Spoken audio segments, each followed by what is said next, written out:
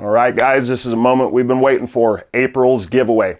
So it was a pretty overwhelming response that everybody wanted to do a restoration kit. And so we're doing a kit, but it's not a restoration, it's a custom build. So everything I have down here is brand new. So the kit is going to put you in a position to be able to make something similar to this, or something similar to this. So that's going to be your decision if you win, which kit you want to go with. So this is the German pattern, similar to the Rhineland pattern, and this is the Yankee pattern. So both of these are what I consider, what I'm calling a camp thrower. So you've got white oak handle and you've got a mahogany wedge. It's been blued with cold bluing and a little work on it. So everything that's in this kit, you'll be able to make something very similar to that. So I'm going to start with a couple tips on how to get a tight fit, how to get a good, clean, good looking hang, and a couple of tips on how to clean up the head a little bit. And then we'll go into what it takes to get it. So let's get started. All right, guys, here we have it.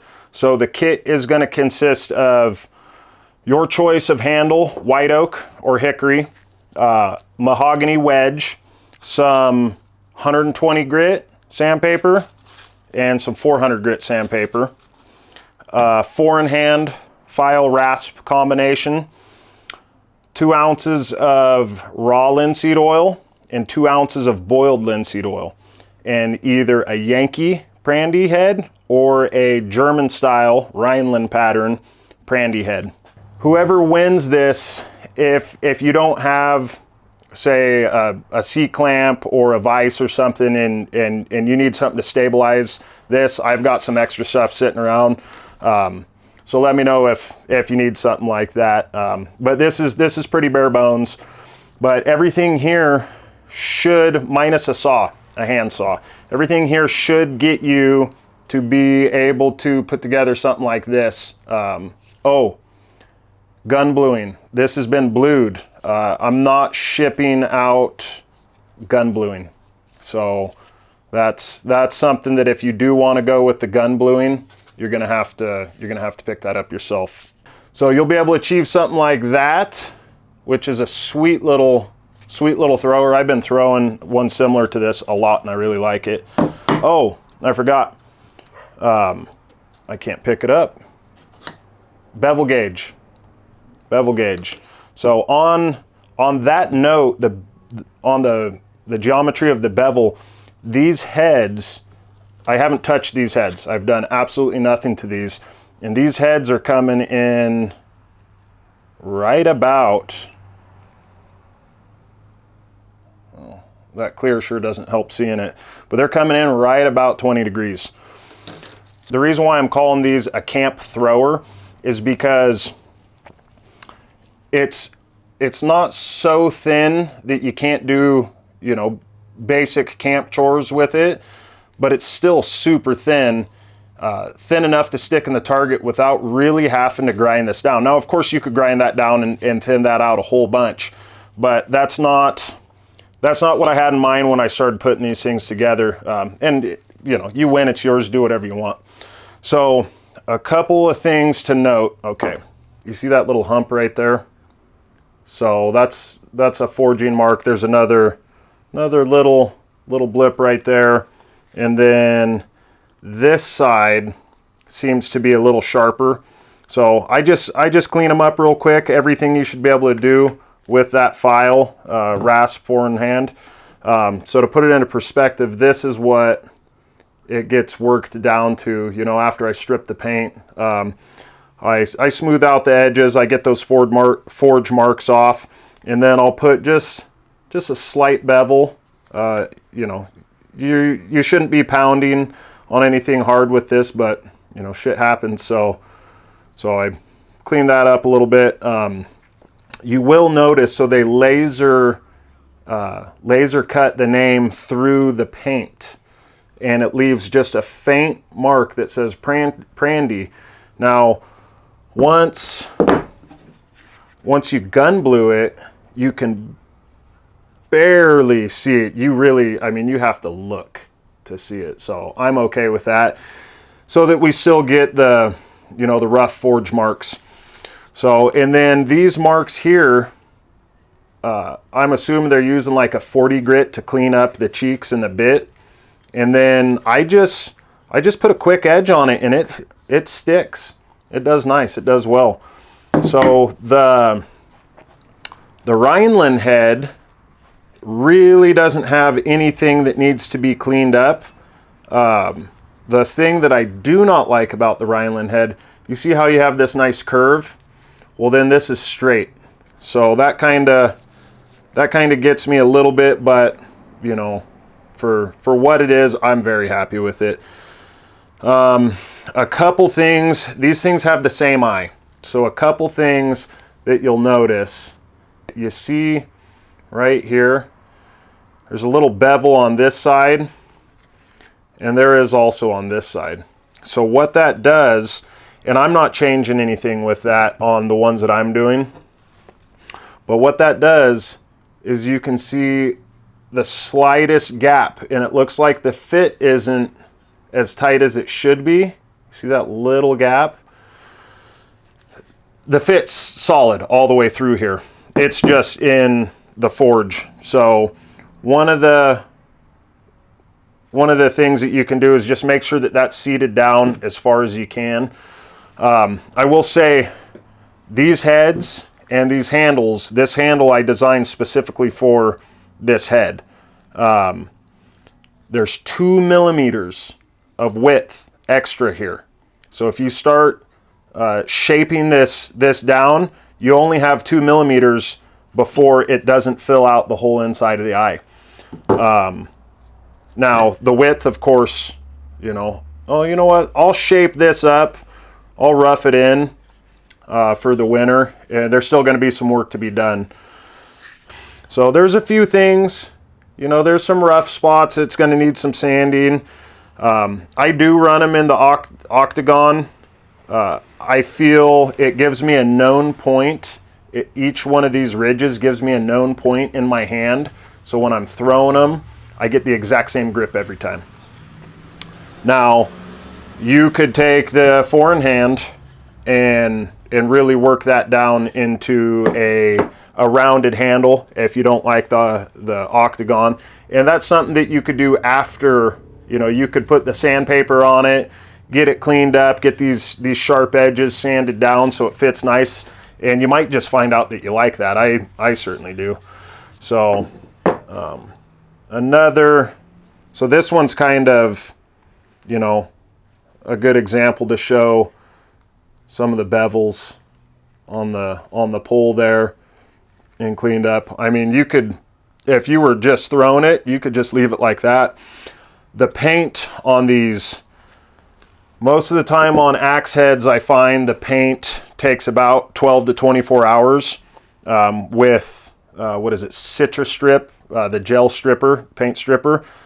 This stuff comes off in, I mean, we're talking an hour. Comes off just like that. So that's super cool.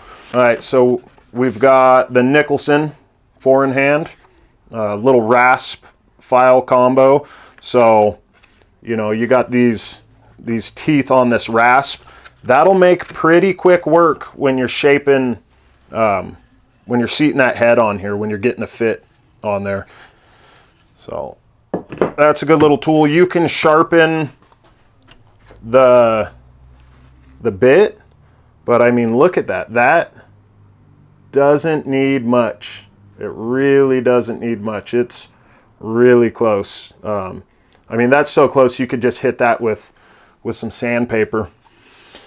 Now, I have been testing out, I don't know if you guys have been around for long, if you've been watching, I've always been diehard raw linseed oil. And there's a couple reasons why I've been diehard raw linseed. Number one, I have come into contact with so many things in my life that are bad for me that I've gotten to a point now to where I just try to reduce all the toxic crap that I touch. So that's the main thing that steered me to raw linseed oil is, I mean, you could eat it. There's nothing, it's flax oil. You could go to the supermarket and buy it.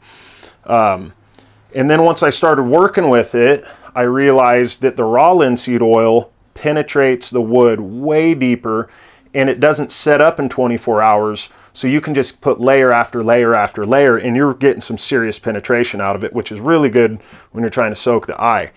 So the lighter color is raw linseed oil. This is from Sweden. And then the darker one is true boiled linseed oil. Not sure if you guys know this, but all the boiled linseed oil that you're going to find at the hardware store, 99% of the time, it's not boiled at all. It's got metals, chemical drying agents in it to help it solidify faster. So the old way was you boiled it. So this is traditional. This is the real deal boiled linseed. Both of these things, you don't have to wear gloves. These are not bad for your skin. Those are totally good. So this is what I've been testing out. This is the Atlas Preservation Pure Swedish Boiled Linseed Oil. It's pricey. It's not cheap. And then there's your raw linseed oil. So, you know, your call, whichever way you want to go with it. I have found, compared to regular boiled linseed oil, this boiled linseed oil, it takes about 3 or 4 days to polymerize and get hard. All right, so moving on to a couple tips with these things. This line right here that goes in, this is the number one piece. This is the number one spot that needs to be in contact with the handle wood. So that needs to meet up as much contact as you can with that. We don't concern ourselves too much with the front of the eye. And here's the reason why. When you have an eye and there's handle wood in there and the kerf's cut and you got your wedge in there and you pound your wedge in, what happens is when that wedge expands, being that there's a shorter distance in this section of the eye, it gets tighter faster up here. Now what does that do? Naturally, it pushes the entirety of the eye, the wood inside the eye, because it tightens up here, it pushes it back this way. So naturally, when you put the wedge in, it seats that handle right in there. Okay, so that's what we're looking for. So that's tip number one when we're lining these up. And I did the footwork to get the geometry right between this angle and this angle. Okay, they're two different angles. It's off a little bit, and that's how you're going to control where that blade is going to rest. So now number two, we want it to be tight, right? All the way around the bottom. That's what we're looking for, because once we get it tight, then we can soak it in linseed oil or soak it in some glycol, some antifreeze, and it's going to swell up even more. So when you're putting the head on the handle, you're going to carve it down. You're going to make it down, let's say, you make it 1/4 inch, 1/8 inch. You're going to pull it back off. You're going to keep sanding. You're going to go down another 1/4 inch. And soon enough, you're going to work yourself down to where the bottom of the eye needs to be. And at that point is when you want full contact. And about, I'd say about 1/5 of the way up, you're going to want full contact. So in theory, this head should slide down and be able to pull it right back off and slide it down. And then when you go to seat the head, you're going to pound it in to where it needs to be.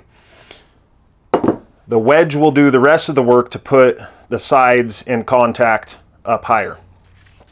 Aesthetically pleasing and function. When we are hanging these things, we're looking at solid contact, right? We want solid contact all the way around. The one place that I wouldn't concern, this one doesn't have it, but if you don't have total, full solid contact up here, it's not the end of the world. But for aesthetics, we do. We want solid contact all the way around. Now, that can be tricky, okay? One of the tips that I would say to do that is actually thin out this section of the handle thinner than you think it should be when you go to slide that head on. You should have, say, over a 1/16 inch gap on this side and a 1/16 inch gap on this side, plus your kerf. So if you figure you have 3/16 on the top of that, what is that? Somewhere around there, right? Somewhere around there's 3/16, maybe down in here. So you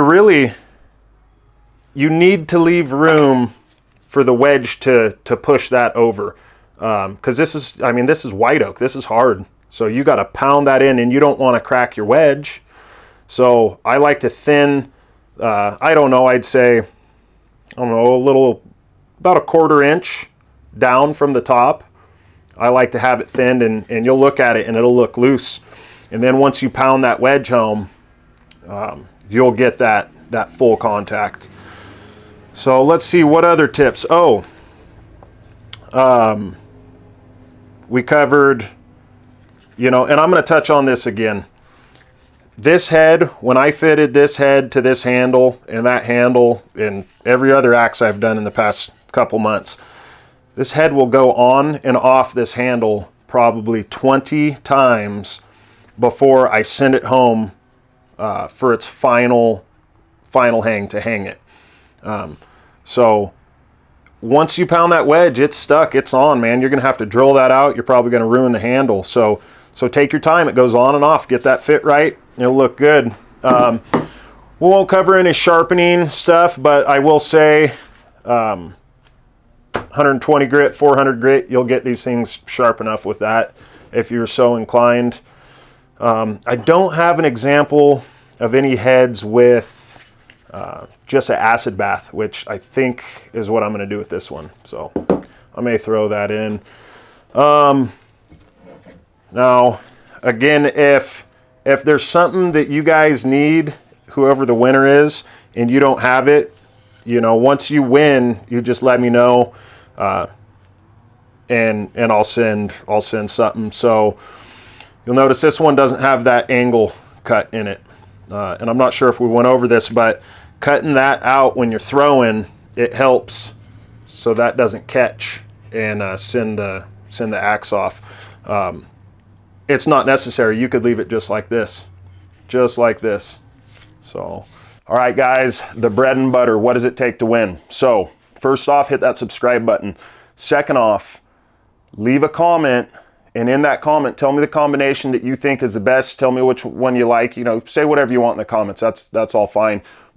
But you have to put the words "I'm in," because those are the key words that I input into the app to pick out of the comments. So if your comment doesn't have "I'm in," the app won't pick it. Okay, those are the key words. So furthermore, in the comments, if you guys got any input here, if there's anything you want to say, put that in there. I get knowledge out of these comments, and other people that read these comments gain knowledge also. So feel free to put whatever you want in those comments, right?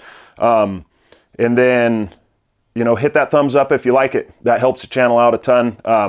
Growing the channel, and I want this to get big, and I want it to reach out and help people and get people excited on this type of thing. So that's all great. Hope you guys enjoyed this video. Hope that you got something out of it, and good luck to the winner. Right? See you guys.